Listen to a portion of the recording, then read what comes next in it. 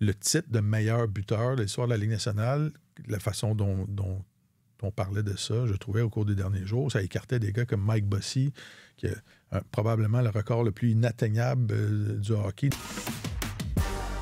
9 saisons de suite de 50 buts, qui a la plus haute moyenne de buts marqués par match de l'histoire de la Ligue nationale. Ouais, c'est ça.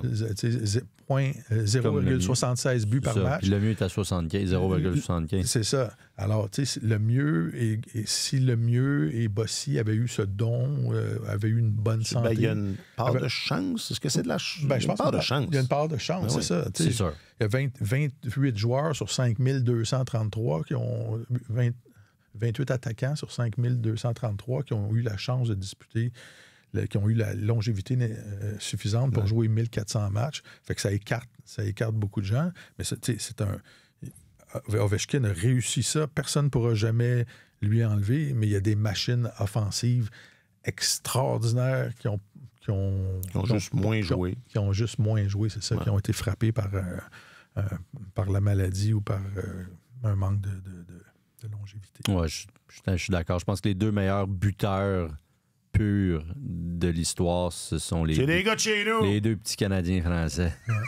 Écoute, Mario Lemieux, 690 buts. Il a joué 915 matchs. Il n'a même pas joué 1000 matchs dans la Ligue nationale. Là, puis c'est hallucinant. Et ces 915 matchs-là, il les a joués amochés. Là, en grande partie, il y en a plein amochés avec des maux de dos, plein de saisons amputées. Même au milieu de sa gloire, le 90-91, il joue 26 matchs. 93-94, il joue 22 matchs. Il y a un but par match là, pratiquement dans cette saison-là. C'est le préposé, l'équipement qui venait attacher ses patins dans le vestiaire. Là. Il a marqué dans ces circonstances-là 690 buts. En 915 matchs. Non. C'est hallucinant. 3 saisons où il n'a pas joué, évidemment, à cause de son cancer, mais les 2 saisons précédentes, il avait marqué 50 et 69 buts dans ces 2 années juste avant son cancer. Donc, je veux dire, je pense que ça n'aurait même pas été proche. Il aurait fracassé le record de Wayne. Mais non, mais ça fait partie de la vie. Là. Ça fait partie de la vie. Non, mais exactement. Mais on parle...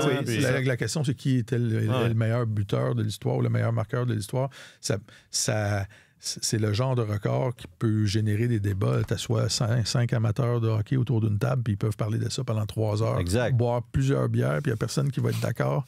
Personne ne va changer d'avis. Là. Tout le monde va finir exactement sur la même position. Puis ce que je trouve fabuleux, ce que je trouve intéressant dans ce record-là de Ovechkin, c'est que ça démontre que pour arriver à destination des 895, 894 buts, tu peux prendre des chemins bien différents pour y arriver. Là.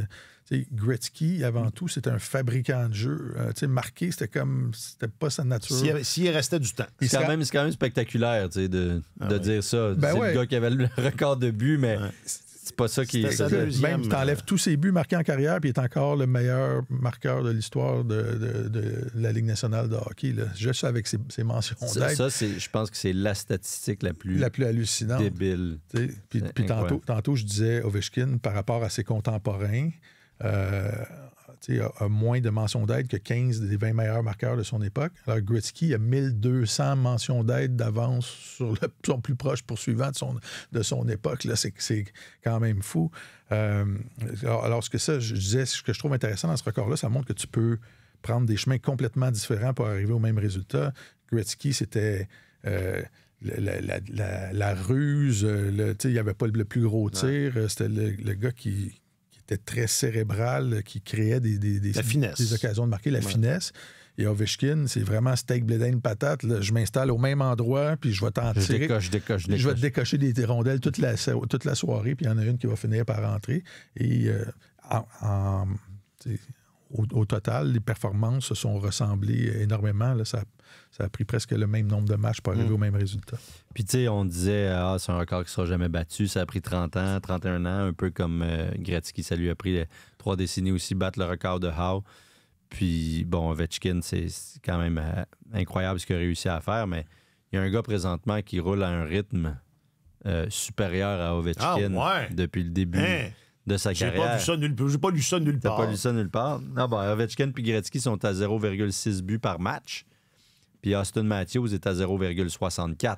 Déjà, il y a eu des commotions cérébrales, il y a eu des problèmes à des épaules. Il a déjà manqué beaucoup de matchs. Il a déjà manqué pas mal de matchs. Il a juste 27 ans, cela dit. Il y a encore du temps, mais il a été déjà un petit peu plus hypothéqué. S'il est chanceux, parce qu'il est à 400 buts, là, 398, déjà quand même, en 623 matchs.